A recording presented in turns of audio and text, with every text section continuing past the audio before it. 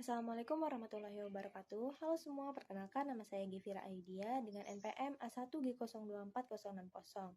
Baiklah, pada mata kuliah Pengelolaan Pendidikan dengan dosen pengampu Bunda Ike Kurniawati dan Bapak Muhammad Kristiawan. Pada video kali ini saya akan menjelaskan mengenai manajemen pendidikan nonformal dan pendidikan anak usia dini. Baik, yang pertama itu ada pendidikan nonformal. Jadi, pendidikan nonformal adalah proses pembelajaran yang terjadi di luar sistem pendidikan formal, seperti sekolah atau universitas. Nah, pendidikan nonformal ini biasanya dilakukan di berbagai tempat, seperti komunitas, lembaga pelatihan, atau melalui kegiatan sosial. Tujuannya adalah mengembangkan keterampilan, pengetahuan, dan sikap yang mendukung kehidupan pribadi dan sosial. Baik, kita masuk kepada manajemen pendidikan nonformal. Yang pertama itu ada perencanaan, di mana membuat rencana pembelajaran yang jelas dan terstruktur, mengidentifikasi kebutuhan belajar target audiens, dan menetapkan tujuan yang realistis merupakan langkah awal yang penting. Yang kedua itu ada pelaksanaan, di mana menerapkan metode pembelajaran yang efektif, membangun hubungan yang positif antara pendidik dan peserta didik, dan menyediakan sumber daya yang memadai untuk mendukung proses belajar. Yang ketiga itu ada evaluasi, di mana memantau dan mengevaluasi hasil belajar, memberikan umpan balik yang konstruktif, dan melakukan penyesuaian pada program agar tetap relevan dan efektif.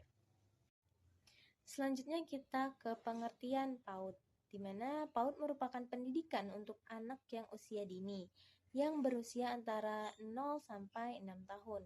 Tujuan utama adalah mendukung pertumbuhan dan perkembangan anak. Lalu, pendidikan ini berfokus pada pengembangan fisik, kognitif, dan sosial, emosional, bahasa anak. Metode yang dipakai bersifat luas dan menyenangkan. PAUD bertujuan untuk mempersiapkan anak untuk masuk ke pendidikan formal. Pengembangan keterampilan dasar dan sikap positif menjadi fokus utama.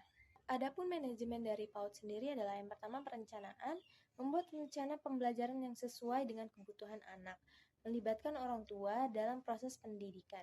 Yang kedua ada pelaksanaan, di mana menerapkan metode pembelajaran yang menyenangkan dan efektif, menciptakan lingkungan yang aman dan kondusif untuk belajar.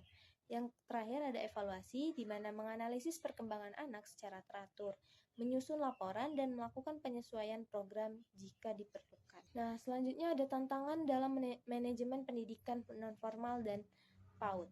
Yang pertama ada keterbatasan sumber daya, yang kedua itu ada kurangnya pengakuan dan dukungan, yang ketiga itu ada kurangnya standarisasi.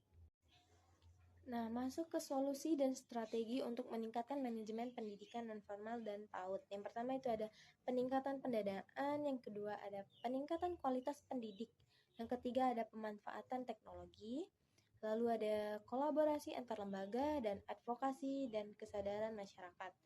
Baik, mungkin hanya itu saja yang dapat saya sampaikan mengenai manajemen pendidikan nonformal dan PAUD. Apabila terdapat kesalahan, saya mohon maaf, kepada Allah saya mohon ampun. Wabillahi taufiq wal hidayah. Wassalamualaikum warahmatullahi wabarakatuh.